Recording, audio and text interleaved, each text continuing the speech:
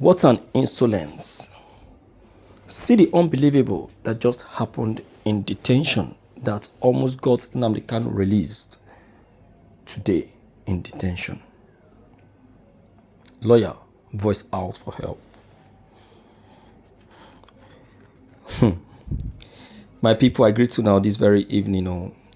How I wish that you are there to see what really happened in detention today. We are in 2023. Look at what is happening. You see, some people have started going back to their hometown. I have a friend of mine, in fact, an in-law to say. Yes, it's an in-law. He has relocated to Ghana.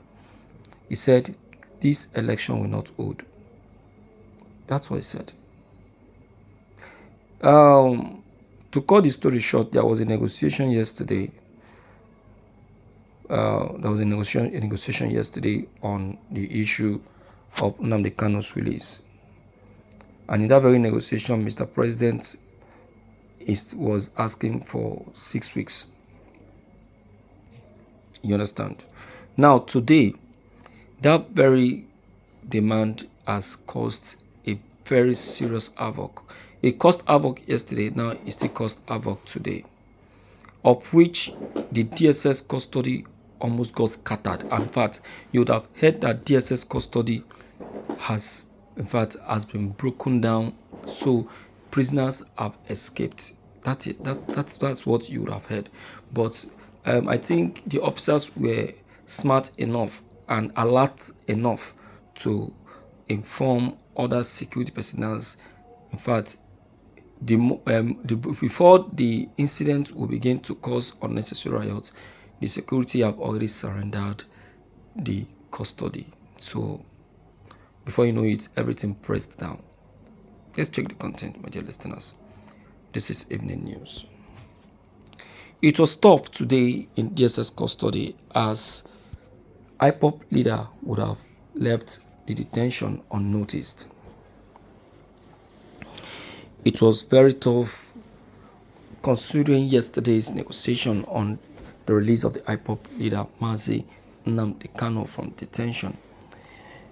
The issue of President Mopari demanding for 6 weeks before the IPOB leader will leave detention has attracted reaction. This reaction has led to serious riots that almost led to the demolition of the custody today. Speaking was one journalist who spoke with anonymity.